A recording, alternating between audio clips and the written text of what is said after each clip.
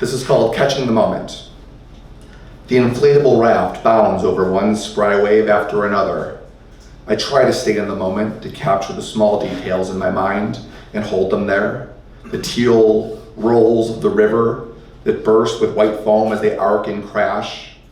My wife's playful shrieks as we surmount the crest of a puissant wave, driving through cool, misty droplets and breezy spray. Her body shifts in that lavender one piece which accentuates every curve while the wind rhythmically animates long strands of sun-bleached blonde hair. Malty beer is consumed amongst verdant trees and wispy clouds. The force of gravity is palpable, as is the surge of adrenaline and thrill of unrestrained motion. There is an instant where the joy and contentment hits its zenith, and I struggle to lock it in my consciousness. But I know this is impossible. The pleasure will fade, as will the remembrance of it. There will be pictures to be shown, anecdotes to be told, perhaps an inside joke or two, but the experience can never be relived. The video from my action camera no more represents our adventure than a grave marker encapsulates the person buried beneath it. As we pull the boat onto the shore, the day's elation subsides, replaced by chores and returning our barge and packing up supplies. On the drive back home, I began wondering what point the whole excursion had beyond filling a time void with fleeting bliss. A translucent shimmer dances above the sun-baked road. An ethereal beauty of the optical illusion is caused by light, refraction, and air currents, but the simple science does not detract from the splendor of the undulating water-like ripples. I bask in the accomplishment of the day as my steamroller advances towards the mirage, pressing freshly laid asphalt into flawless strips of ebony. And for a moment or two, I feel that my actions have meaning and purpose. Tenacity and perseverance have produced something tangible. A street has been repaired, and I've been instrumental in its renewal. Soon all manner of vehicle will have smooth and unencumbered pathways to exploits too numerous to fathom. But my satisfaction is short-lived.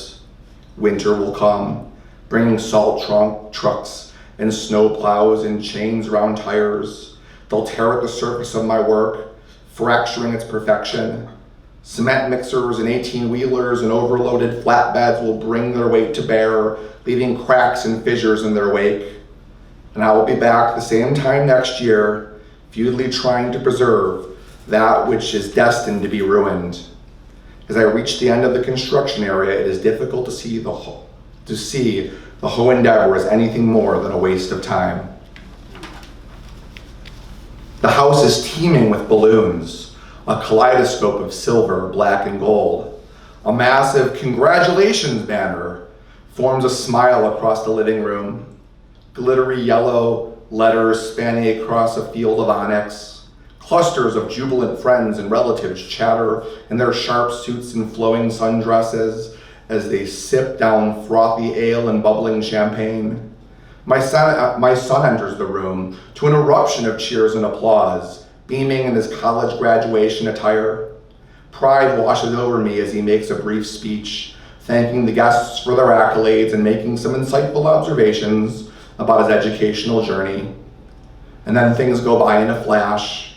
Steam trays of catered mastacholi and baked chicken are raided, and presents concealed behind glossy reflective paper are opened in a gleeful frenzy. After a few short hours, my home is nearly vacant. The only evidence of a party is a sink full of dirty dishes and garbage bags crammed with celebratory residue. The guest of honor is long gone, prolonging festivities at a downtown bar with his friends. I imagine the preceding events have already begun to dissolve in his mind, and in a few weeks he'll be across the country where independence, enterprise, and employment awaits. Will he remember the extra shifts I picked up to put him through school? Are the contributions I've made in the story of his life to be but a footnote, if remembered at all? Will all his undertakings dissipate into nothingness as mine have? The mountain's gentle winds are soothing against my withered, sweat-soaked face. Pain pills and muscle relaxers have done their work, and there is only the mildest discomfort as I ascend the rocky trail. I savor the crunching sound produced by my mahogany walking stick as it grinds through dusty gravel. Each drive of my staff, followed by a lunge over uneven ground, brings me closer to the summit.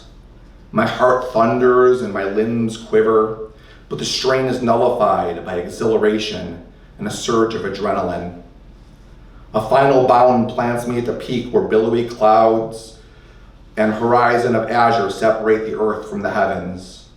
Below is a panoramic marvel of lush rolling hills, elevated forests and grassy valleys, a swell of greens representing every shade existing in nature.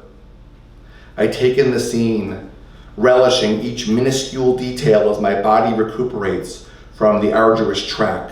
And then, mustering all the energy that I would have needed for the remainder of my days, I bound forward and dive. The force is enough to clear the precipice and launch me into open sky. I feel as if I'm flying, gliding on the air currents that whip around me and send the world into a slow spin. My eyes water, and the land below becomes like an impressionist painting, dots and swirls of color rushing up to envelop me. I am mindful of sensations and thoughts and surroundings in a way I have never been before. After a lifetime of ephemeral acts, this singular moment is filled with undeniable meaning, for it is the last one I will ever have.